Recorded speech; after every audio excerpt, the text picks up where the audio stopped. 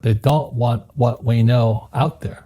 I was on CNN calling the crash of 2008. I said, Lehman's going down. You can check it out. And we had Gene Chatsky, who represents Wall Street, the mutual funds and 401k guys. She goes, so first of all, let's go back to what is financial education? It's not get a job, work hard, save money, and invest in a well-diversified portfolio of stocks, bonds, mutual funds, and ETFs. That's not it. The financial industry is two things: debt and taxes. Debt and taxes. And that's where fake starts. 1971, Nixon took the dollar off the gold standard, and the US dollar became debt.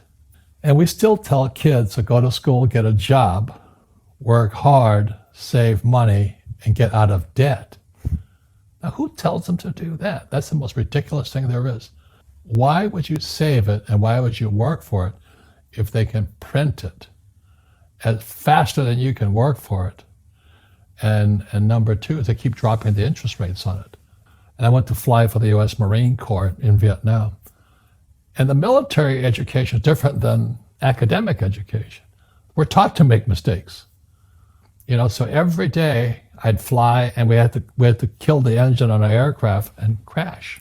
We always practice crashing because one day, as you know, you will crash. And you did crash. And I did crash 3 times. But if I didn't practice that, I'd be dead. So what happens to the average person in a financial crash, they don't know what to do. And right now, as you know, for the middle class of the world, we're in a crash. The purchasing power of the yen, the euro, the rupiah, all going down. And people are working harder and harder and harder. And the central banks of the world are printing more money. Interest rates, Trump just told the Fed, don't you raise those interest rates. Well, that screws all the savers. Right. And everyone hears the economy's doing great and the stock market's up, but the middle class and the poor are having a harder time. Correct. Right. And that's why I write and I speak. And so if someone's listening to us that's stuck in that poor middle class trap and they hear it's their fear that ultimately is keeping them from that, that's a hard thing to hear, Robert. But you're going to give them the information about what they can do if they can get out of that fear. Well, every time I do a lot of speaking to the masses out there, Lehman doesn't invite me in because they're gone, but they go, well, what you're saying is risky. And I said, what I do isn't risky for me, but it's risky for you. And when somebody says, what is risk? You have to look in the mirror. Do you know what I mean? For me to fly in Vietnam, that was high risk. But the higher the risk, the more you have to study. So if you're not going to study, you're not going to practice and all that, then you should do what Wall Street tells you to do. Buy 401ks, mutual funds, ETFs and all that. But that's where they're fake assets because they only make Wall Street or the city of London rich. Just watch where the cash is flowing. Follow the money. Yeah. It's not making the poor middle class rich. All Wall Street in America has done is rip off the pensions because, pensions are the biggest pool of money in America. And states like Kentucky, New Jersey, Illinois, California, Hawaii are going bankrupt because Wall Street went in and just sucked all the cash out of their pensions. So the school teachers like my dad, the firefighters and police officers, they have no retirement now. And so that's why it's fake money, fake teachers, fake assets. They're the same system. So why did they take dollar off the gold standard? And what does this mean? What don't we know? So what that meant was in 781, they could print as much money as they wanted. So as the economy of the United States worsened, the trade deficit was going up, they could print and print and print and print. So that's why when you read fake, it says, the people that are being screwed today are the poor and middle class because they work for money. The banker friends, they're not working for money. They have money working for them. Yeah. Right. Very big difference in mentality here. So we have, in America today, we have, even Ray Dalio of Bridgewater, one of the biggest hedge fund guys in America. He's saying this gap between the rich and everybody else is too wide. Well, you could have seen that back in 1972. Because the moment you corrupt money, the very thing that everybody works for, saves, counts on, they were screwed anyway. And our school systems, fake money, fake teachers, fake assets, part of that same system. Government, education, Wall Street, or City of London. And you know, in Paris today, they have the yellow jackets. Yeah, the protesters. What's going on in right now. America today are red for ed. All these school teachers are putting on red t-shirts because they know they're being screwed. They're protesting and all this. Their pension plans have been sucked dry by Wall Street. And what do? They put hedge fund managers in to manage the pensions. You got to be kidding me. You put a hedge fund guy in to manage the biggest pot of money called the school teachers, firefighters, and police officers' pensions? They just sucked all the cash out of it. And the teachers are going, what happened to us? But because they don't know anything, it's red for ed. They're out there protesting in mass all over the United States. But you don't hear about it. They talk about the yellow jackets. They don't talk about red for ed. So this whole thing is coming apart right now. And it goes back to the question I have always asked, why doesn't our school teach us about money? Because Wall Street won't let them. You know, when I was in flight school, my instructors could fly because I flew with them. But in school, you don't know if your instructor is for real or not. That's where the fake teacher comes from. When I was in my MBA program, I was still in the Marine Corps.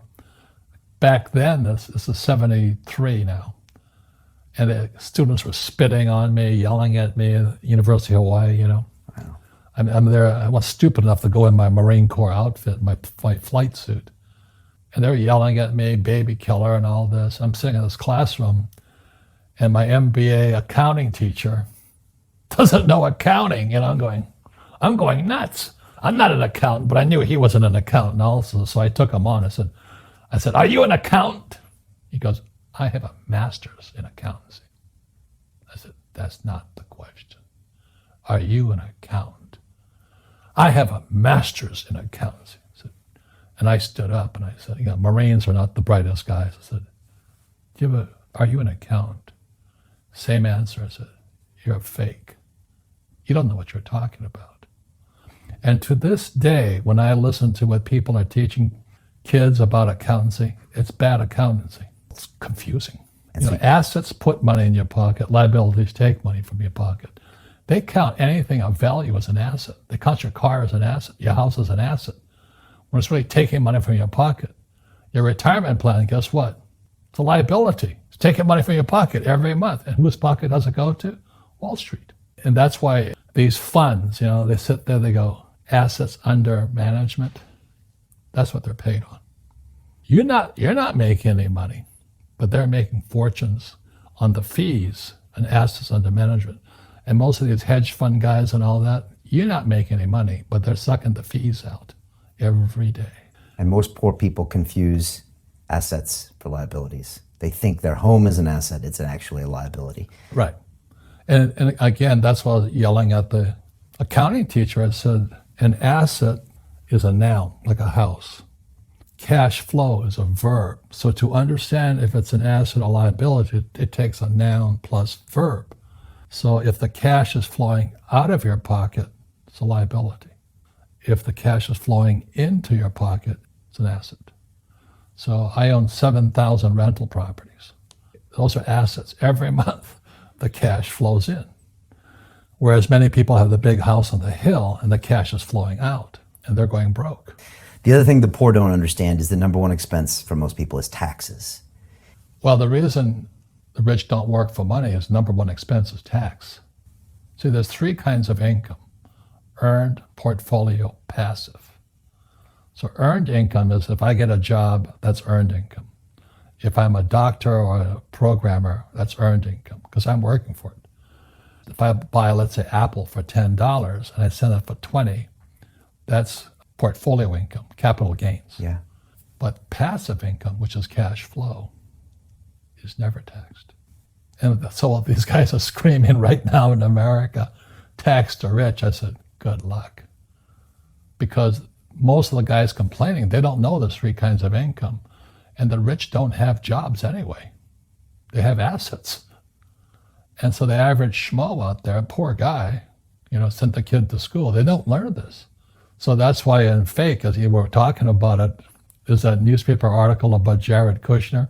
Yeah. And he explains how the Trumps and the Kushners don't pay taxes and make millions of dollars. And the reporter couldn't understand him because our schools will never teach you that 3 types of income. The tax laws are for everybody to use if you have the right financial education. And the reason I'm an advocate of financial education, without that education, you have to pay taxes. You see, very few people will buy what I do, make $1 million and pay 0 tax. McDonald's is in the real estate business, so they sell hamburgers, but they buy real estate, so they pay no taxes. You know, this guy Bezos, well, he's $16 billion. How much tax did they pay on that $16 billion? 0. When I came back from Vietnam in '73, my poor dad said, "Get your MBA." And my rich dad laughed. He says, "Because you're going to turn out to be an employee. Who else hires guys with MBAs?" You know what I mean? He was just pragmatic about it. He says, "If you really want to be rich, take a class on real estate." And I said, "Why is that?" He says, "Once you understand real estate is based on debt."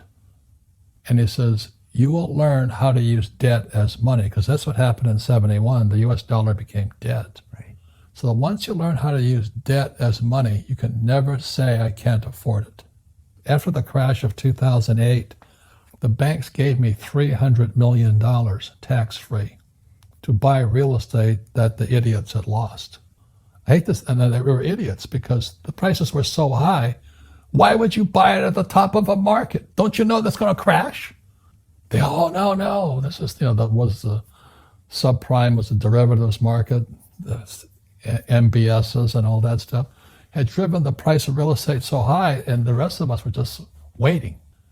And then when the whole thing came crashing down, all this real estate was now available, and they needed, the Fed and those guys in the Treasury needed guys like us to go in there.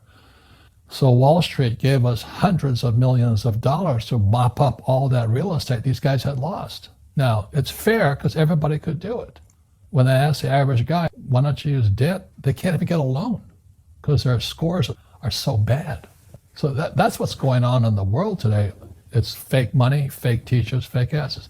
The school teachers will never tell you that because they don't know it. My poor dad never knew that. They think the rich are crooks. The rich just play by different laws. So now we have the stock market, this one area of the economy, all-time highs, floating on fake money. Real estate, I don't know how people can afford to live. In New York, I was looking at a condo for $55 million. Real estate in Silicon Valley, you can't afford to live there. And then all these companies started borrowing money, so the economy's good, and unemployment's low and all this. They say there's no inflation, but have you seen the price of food, real estate, and student loans and medical? It's a bubble, So now what's going to happen is the baby boomers, my generation, are going to start to retire. There's no money there. Social Security is broke, pensions are broke. The students are broke. They're screwing everybody with debt. This is called, not economics, this is called bubblenomics. But they'll never teach you this in school. And why do they keep printing money? Because they want to save something. Because it's an addiction. This is like heroin. The moment you take that one hit, they say, "Okay, I'll quit next week." And the economy gets worse, so they can go. Trump gave us a tax cut in America. This thing gets bigger and bigger and bigger. So what happened in 2008, they stopped it by printing money. So they call it the Great Recession. But they didn't really fix anything. Derivatives went from 700 trillion to 1.2 trillion today. Twice as much. And that is net. Doesn't tell the whole story. So when the recession hit, the PhD standard came in. That was Bernanke, and then Yellen. The PhD said, they have PhDs. Well, it's no different than long-term capital, LTCM. They had Nobel Prize winners, people like my poor dad, academics, This is what's going on in the world economy today. So the baby boomers are going to retire now. Student loans are bust. So, do you have to be an economist to say what's going to happen? We're fighting a 12-year war now. Entitlements are going through the roof. National debt to GDP is 109 in America, 109%. 90% is too late. We have to keep printing now. So this is called bubblenomics, and this is what's going to happen. Scary stuff. It's happened throughout history.